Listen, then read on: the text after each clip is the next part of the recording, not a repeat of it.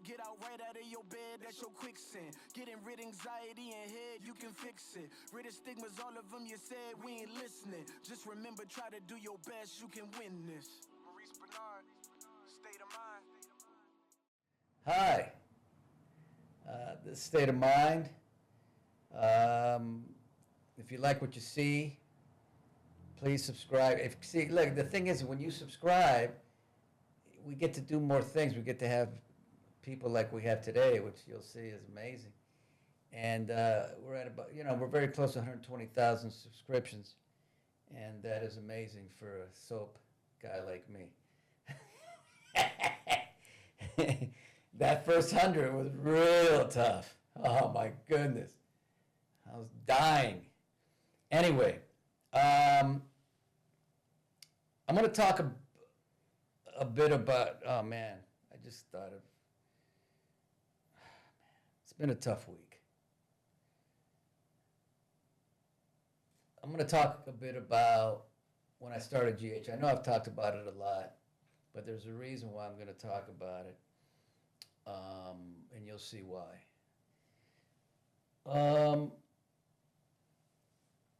When I first started GH, it was, the story goes, Wendy Rich, Shelley Curtis offered me 2 roles, Damien, a mafia guy, and I said, what's he do? He's mafia? Yeah. How long? I think it's a 2-year. I said, no, I ain't doing that. And then I said, what's the other role? And she said, Shelley, what's the other role? Sonny. What's he do? He runs a nightclub. How long's that role? 6 months. I'll take that. Just because I wanted to get in there, like I've said before, and just show everybody that I'm this actor and then get out and have a movie career. So I took Sonny, and the first day I said to them, I don't know if I ever even talked about this, I said, as long as you never tell me to talk louder. Why don't you want me to tell you to talk louder? I said, because when I was on All My Children, all they would do is say, we can't hear you. Talk louder. Don't put your hand on your face. Why are you taking so long to do the... And, what that does to an actor is he's in his head. He's not in the moment. And that's what they did. And I felt it ruined my acting. So the first day on the show, I was in the nightclub. And it was loud in there. And I had monologues. And Joe Behar, bless his heart, I loved him at the end. But in the beginning it was tough. He would stop and say, we can't hear you. And I'm like, what do I do? I ain't talking louder. I didn't say that, but I just said, in my mind, I ain't doing it. So did it again. We still can't hear you. And I did not do it. And I never did it. And I think it was important that I didn't, and I was able to act a certain style, if you want to call it that. I think it's just being real. But my first scenes were with Cari. And, it's funny. I knew she was good. Cari Shayne, but the character's named Cari. I knew she was good, but somebody sent me something, or my son gave me some scenes from that time 30 years ago. Damn, she's talented. I mean, she could act. Really, man, I was watching going, okay, damn. And she was so sweet, supportive, because you have to understand, first 3 weeks, I had a nervous break, my 3rd nervous breakdown, quit the show. So I'm sure she was going, what's this guy coming on the show and then he quits? And Anyway, there's something else I want to talk to her about a certain scene. I don't know if she knows what was going on with me at that time. Anyway, Cari Shayne, how are you? Good. So good to see you. Can you believe that she's here? Look at her. She's the same. I feel You're kind. So let's talk. First of all, I want to get into GH, but I want to wait. I just go with what I feel.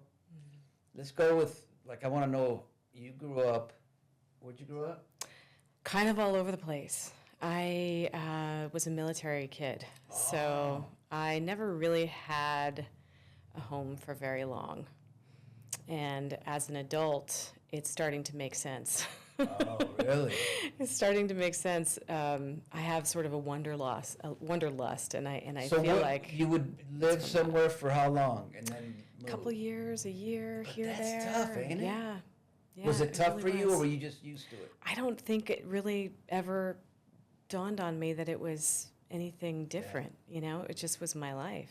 So it wasn't a big thing. Wow. But I think what it did for me was it made me really resilient. It made me really open to new things. Yeah. And I'm grateful for that now. Like, how many places did you move to? Well, I always say it this way. So I was born in Pennsylvania. Okay. I moved to Wyoming. We moved to Colorado.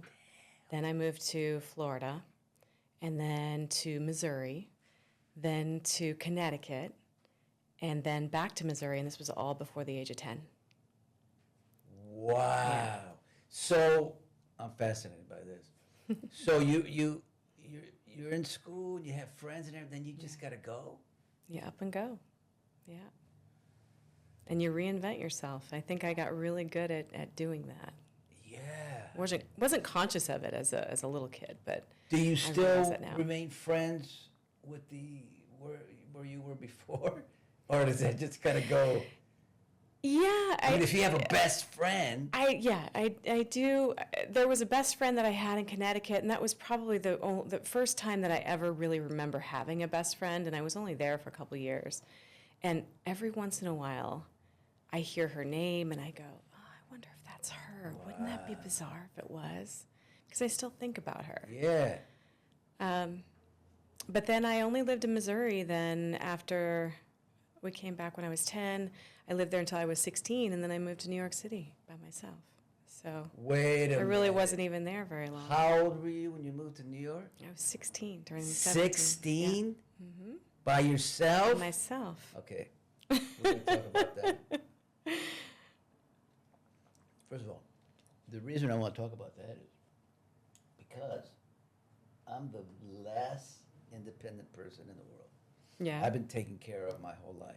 I've been spoiled. Only now am I doing things independently somewhat, living on, in LA, although I live somewhere else in my home, but I live with my son now. But I've always admired, like you at 16 going to New York. How'd you feel about that? You just did it without being scared, without... I was excited. I think I was really naive at that time, and I always say I think that it was the naivete that allowed me to do it. Had I known maybe the potential dangers or how hard it would be, I don't know if I would have done it. But I jumped in with 2 feet because it was exciting. I was going there to be an actor, so I had something to look forward to. Why not LA? I ended up in it's like a theater camp out in the Catskills, and it ended with an off-Broadway showcase, and I got an agent and a manager. So I stayed there. I wasn't even out of high school yet. I had gotten an agent and manager, and then they said, well, would you consider staying? And so I signed up for school and finished my senior year of high school in New York City. So you go to, you're doing all this stuff, but you're living by yourself or by yourself? Well, my mom moved me there for the summer, so Okay. she was with me for a few months, and Okay. then we found another mother and her child that were living there, and I lived with them. So it wasn't like I was completely alone, but I Yeah. was kind of alone because she wasn't my mother, and she certainly didn't try to mother me. Yeah. I got in a lot of trouble. You did. Oh yeah, because I was a farm girl. You know, didn't grow up on a farm, but I grew up in town of 10,000 people. And when I moved to New York, I think there were probably 10,000 people on my city block. So that was an eye opener. And so New York was like, yeah. So New York ate me up. Yeah. And you partied and the whole thing, or Yeah. a little bit? Yep. I went to a school that was for working actors. It was called Professional Children's School, and it was a school where basically if you checked in and you turned your homework in, you could do whatever you wanted. So they were very much in support of, you know, you going out and taking an acting class during the day or a dance class or whatever you needed to do, go to an audition or work. And I kind of abused that. I think we all did. And we were, you know, seniors in high school. So we were most of the time hanging out on the corner, coffee shop, smoking and, you know, drinking coffee. And then, So, yeah. from New York, do you like living in New York? I loved New York. See, Yeah. I lived loved there it. for It was 2 years exciting. to do all my children. Yeah, that's But right. when it was cold, it was too cold. It was a hard place to live, I think. Yeah, You know, like everything's a hassle. Yeah. But it's cool that you could take taxi anywhere. Yeah. And there's always something going on. Yeah. But the weather was just killing me. The first time To get your groceries to your apartment was just a nightmare. It's crazy. Yeah. So then when did you move to LA? About halfway through my senior year, then I moved out to Los Angeles for pilot season, and then I stayed ever And you since. started because you've done a lot of stuff. Because I checked you Yeah. out. Yeah. Well, General Hospital was the first thing I ever I did. know it was the first thing, Yeah. but you've done after General Hospital. After GH. All right, let's talk about before General. Let's talk about your marriage and Okay. that whole. You've been divorced? Yeah. How- Twice. No. I'm telling you no. Because I looked. Maybe you don't know about it. Yeah. Which one are you talking about? I'm talking about. Because I love talking about divorce, and I don't. Yeah. Everybody talks about it, but I don't like to bring it up sometimes because I don't know. You know, you married to. You were divorced in 2002. Yeah, that was my first one. Oh, they didn't put a second one. Well, it's not on there yet. So technically, I'm not fully divorced. I'm going through a divorce. Oh, wow.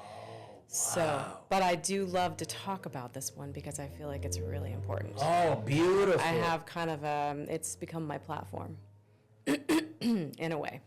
So what? Okay, forget the 2002 one. That was almost like it didn't really happen. just- I was only yeah. married for 2 years, Yeah. and I was really young. It was you a really not a healthy marriage. So, okay. yeah. So, but you think it is in the beginning, You do. and then the individual. I don't even know his name. I had his name, but I don't know his name. The individual changes. No, you know, I think with that one, I kind of knew. I knew the day I got married. I should But we had a big wedding, and we had all the family in, and my mother told me the day before, she said, you know, you don't have to go through with this. And I felt bad. I felt that obligation to everybody else, and And you're there. And I knew. And you know in your Yeah. gut. yeah. And we went through with it, and I thought, it'll be fine. It'll be fine. I think in that case, it was somebody that I thought that I could help. And I got to a point when I realized that it wasn't going to change. And if anything, it was just going to get worse. So it was a very unhealthy relationship. And then you just, after 2 years, have to say it's enough's enough. Yeah. I need to go. And then It took me, I got a show that, I booked a pilot that shot in New Zealand. And I think it was the first time that I was able to get away from the relationship, and step away and have some time to myself. I was there for about a month. And while I was there, I found my strength. I found that little voice inside that just was bubbling up saying, you need to get out of this relationship. Because you were away from him? Yeah. Yeah, because I had the opportunity to kind of connect with myself.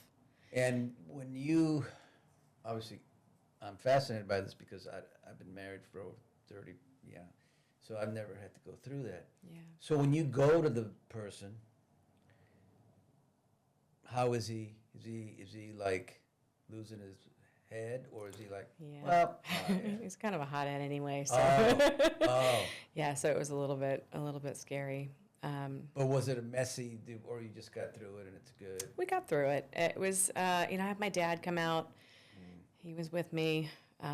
He was kind of my rock that got me through it. And having him there, he was just sitting in the back of the house while I was kind of getting everything together, and I felt safe.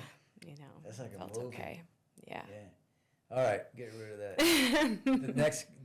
Then you said two, Yeah. This next guy.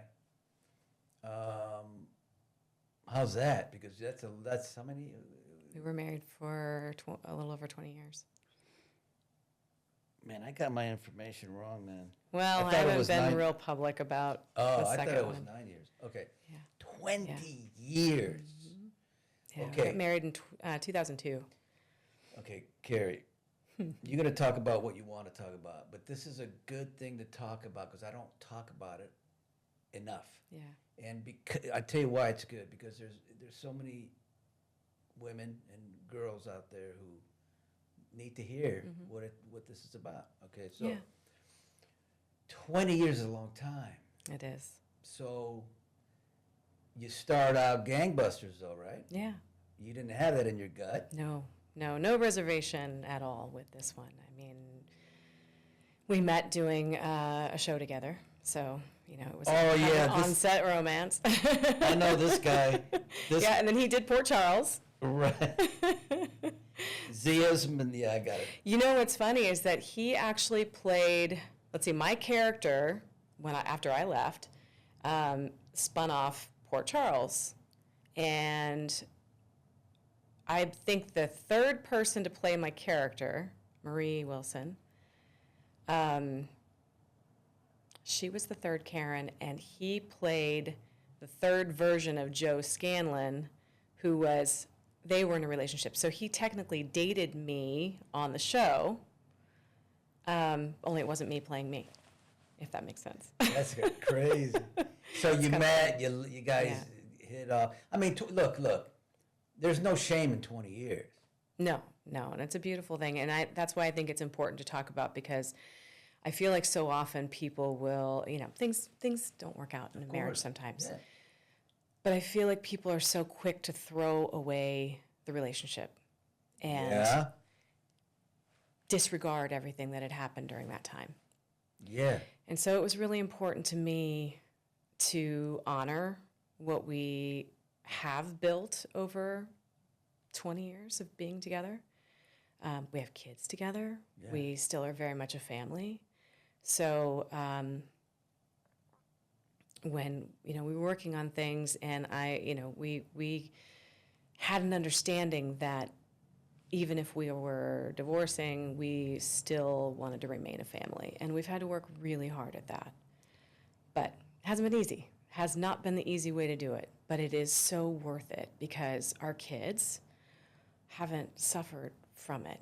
They haven't had to be put in the middle, and we haven't had to bash each other and go through all of this awful stuff, I think it's harder on us as individuals to do it that way, Yeah.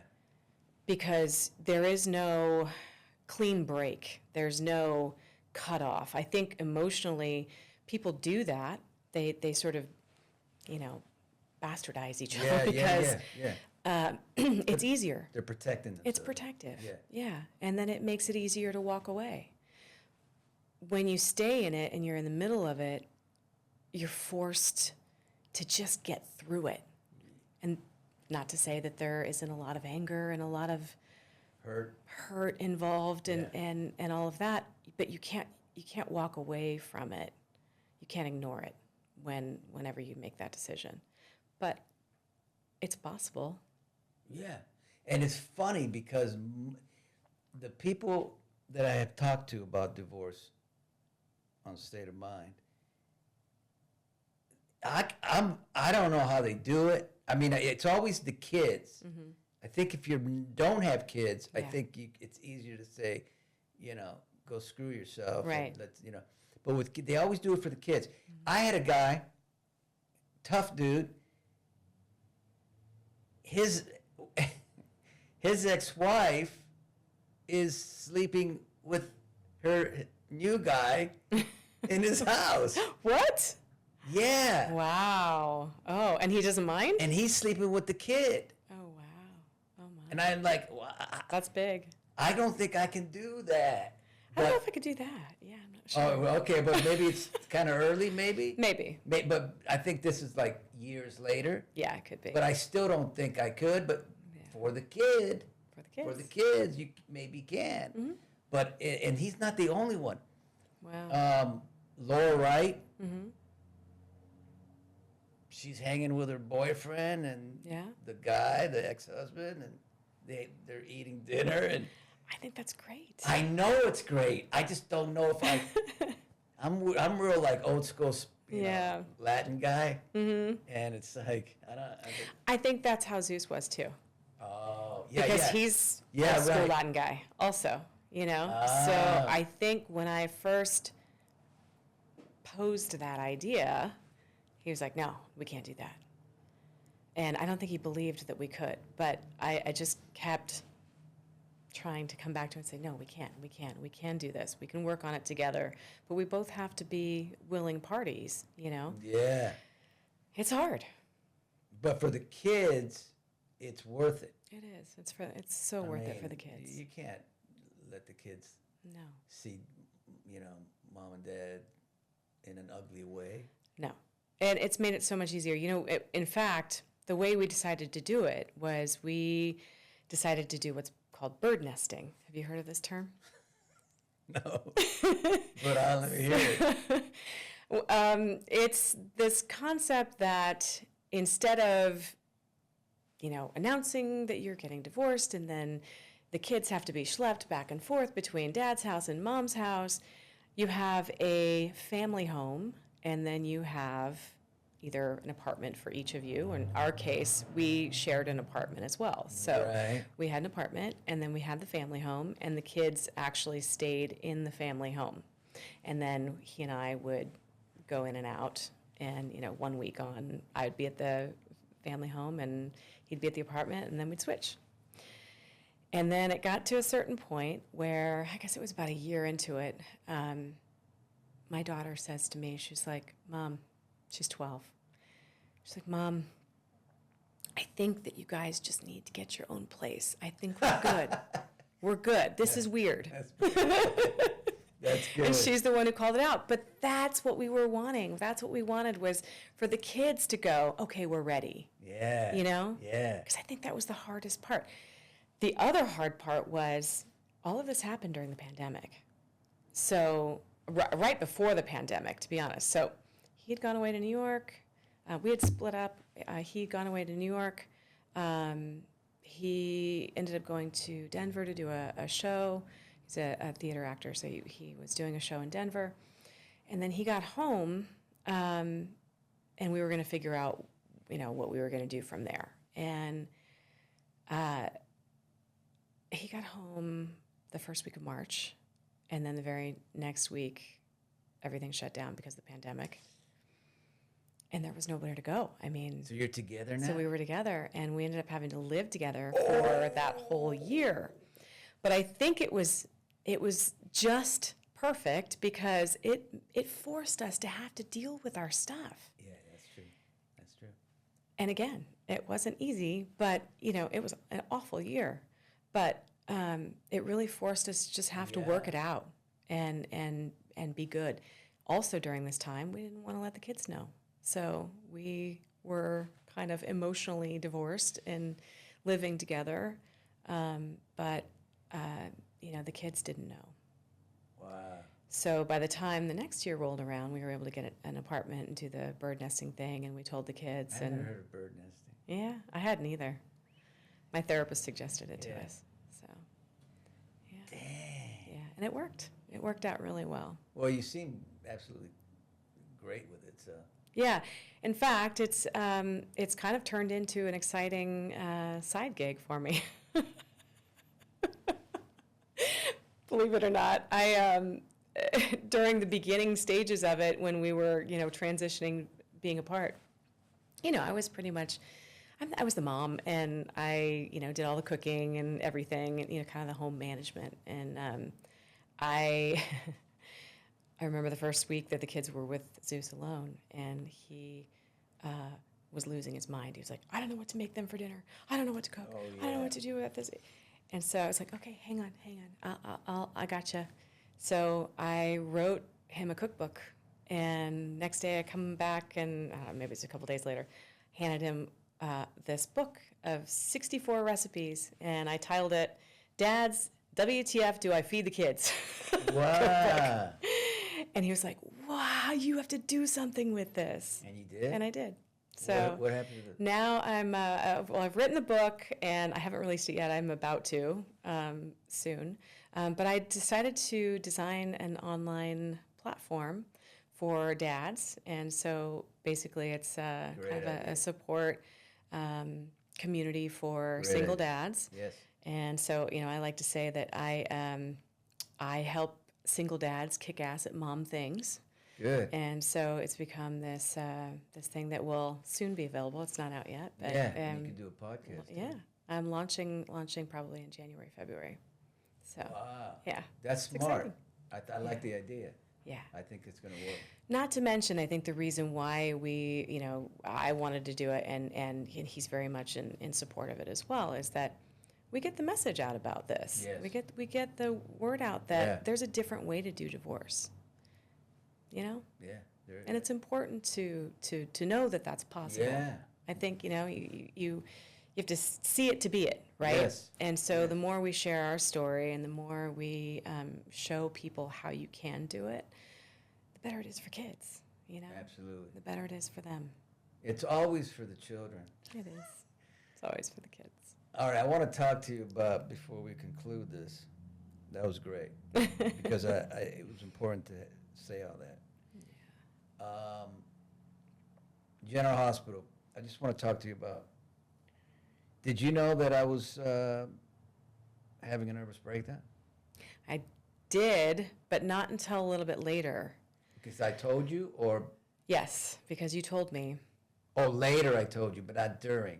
Like the first couple of weeks. It was during. Oh, I wow, believe. I told remember you had me come to your dressing room, Tell me. and you said, I have something very important to tell you, and I did this thing, and I'm not very proud of it, but I think it was the night I've heard you talk about it before. Threatened to kill Yeah. Paula. Mhm. Yeah. And you shared that with me, and you were very vulnerable. Very. Yeah, and I could see you, I could see where you were, and it made you human to me. Oh, yeah. Well, we're very human. Yeah. But you didn't know that we were doing a scene together, and you were on my lap, and you were crying about being abused, I think, by your stepfather. Yeah, it was my mom's boyfriend, I think. Boyfriend, right. And as you were crying on my lap, I started to cry because I started to realize that, my dad, took a belt to me. Yeah. and especially because I was going through a manic episode without knowing it. Yeah. But it was odd because here's this bad, evil guy, and he's like, losing he's crying. And so I think that's what made at least the character interesting, because he wasn't just one-dimensional. Absolutely. But it was hard. Yeah. I didn't realize that, and I heard you tell that story to Wendy Rich. Yes. And I didn't know that. I thought it was a character choice, and I thought it was such an interesting character choice, because I was like, wow, he's got such depth in this character. I didn't realize it was real. I didn't want it to come. Yeah. It was like forced out of me. You know what's interesting? I think in the moment that when we were doing the scene, I felt almost like, as a character, that it was almost like a manipulation. Yes. You know what I mean? That's how I took it as the character, because I didn't know what was going on internally for you. But for me as the character, I read that as he's manipulating me. Yeah. Because he's trying to turning it around and Yeah. Because I was always manipulating. Everything I did was, I gave you pills. Yeah. But then I decided to change the choices because I liked it there. So I said, I'm giving her pills not to strip, to maybe I think it's going to help her really. And I started changing choices. Yeah. So the audience could kind of like me a little bit, because they hated my ass. Oh, but you the way you approached Sonny. Yeah. And it was interesting, because when I first started reading those scripts, I thought, oh, bad dude, But the way that you played him was so human. Yeah. And it was so great that you did that, because it also helped my character, because, I don't know, I was worried. Why would you like me? Yeah, I was like, people are going to think, like, why is she hanging out with this dude, Exactly. But you could see why. I mean, you were my father figure, Right. that I didn't have. Exactly. And it was I think the first time that I'd really had somebody take care of, my character taken care of, Yeah. And Because you she's like been me through so better much. than Antonio Sabato. I know that. So that's not. Sorry, Antonio. I'm just joking. Well, I was so excited to work with you, because, I was told before you came on that we're getting a real actor. Oh, boy. And I was so excited. And I was, and the were. problem with me is, at that time, not anymore, I'm so relaxed, but I was always nervous, man. You didn't seem it. I infused it. I used it. yeah. But I was never, it was always this, Yeah. But it was never comfortable. But now, it's so relaxing. So. Oh, I can imagine. You've been doing it for 30 years. But it's only been relaxing for a couple of years. Really? Oh, no, for 28 years. No way. Yeah. Only since the Wow. pandemic Oh my gosh. has things shifted in me. That's so interesting. Where I have peace and joy. Yeah. I never felt that. Ever. Wow. That's Ever. interesting. Ever. Yeah, you'd think that you would be like, No. once you settle in somewhere, you're good. No, and now, of course, it would be, but not then. No. And I've done some other stuff but I had the skills to use it, but it doesn't mean it's fun. Yeah. You know what's interesting? I know that you said you were in the middle of a breakdown when you first started, and I didn't remember. I remember you saying that you had quit. Yeah. I don't remember that. Yeah. But then I started thinking, I don't think I really remembered much about that time, because I was also going through a breakdown. Oh, really? And I didn't know it. I didn't really realize where I was.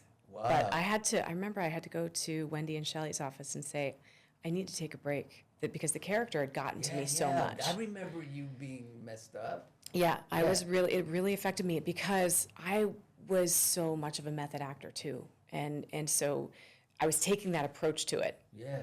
And I remember, man. I realized that it wasn't healthy, because I was raking myself through the coals like every single day, day in and day out. And, you know, the number of pages we had to do every day, and the thick of that storyline, you know, we were inundated with just pages and pages of story, and it was all so heavy and dark and awful. And so to get to that place every day, I had to live there all the time. Yes. You know, I mean, and I think that's why I left, because I couldn't live that way. Yes. You know, but it was a beautiful. I think you and I were perfect for the time. Yeah. Because you were this sweet little thing, and I was this kind of older, kind of dark, intense dude, and it just, you believed it. Really worked. If my son comes to me and goes, "Dad, how come you're not this good?" He, you know, it's like, oh, because he's a badass actor. Yeah. I'm like, well, dude, you know, that was a long time. All right, listen, I think we've covered exciting stuff. Yeah. It's been fantastic, and you're doing the Bay now. Yeah, because I want to give props to Wendy Rich, because so fun to be working with her again. Yeah. Yeah. And you working now, or are you all the time working? Not now, but no, not now. But I think there's another season coming out. Oh yeah. Momentarily, I think in a couple weeks. Yeah, because does the Bay keep working like soaps? Oh no. We kind of block shoot it. So the way it works is we do a whole season in like a 3 or 4 week period, and then that's it. And then a year will go by, and we'll come back and do another one. So there's a lot of time in between. Yeah, but this is my 3rd season with them. Damn. Yeah, it's been fun. Well, Wendy's the bomb. Wendy's the best. Okay, so Cari, I think it's been the divorce stuff was magical, gold for me, especially because she was open, wanting to talk about it, and I think it's very, very important for not just young girls, but women of all ages to talk about divorce. You know, divorce, everybody should be talking about divorce like we're talking about suicide, like we're talking about mental health. I think, can I just say one more thing about what I'm saying right now? You know, I forgot. Damn it. Whatever. I'll get it back. What we do with mental health and all this stuff, divorce and everything. Because I'm telling you, I get so many, it's not letters, it's comments, whatever it is that I read, of people who, because we're talking about it, I can tell that they don't talk about it, and when they write something, that's the only time they can release. And that's the beauty of talking. Cari, can you tell us a little more about your book and your blog or podcast that's coming up? Yeah, what would you like to know? Where people can see you or get it or what to expect? So I will have, I have a website. It's WTFDoIFeedTheKids.com. And then I do everything through my Instagram, which is Cari Shayne. I guess it's just, Cari Shayne on Instagram. Social media. Yeah, social media. So everything will be linked through there. I'll have a link in my bio to everything that people need. So. Yeah, and when do you think this book's coming out? I hope to have it out by February-ish. If everything, I'm dealing with the tech now, so like there's a lot of tech stuff that's happening behind the scenes. So it's not only going to be a book, it is also going to be a subscription-based meal plan for dads. So something that I will send out weekly, and then I will also have cooking classes. It's going to be Dads Can Cook, available online. All right, thank you. Thank you. This was great. Thank you.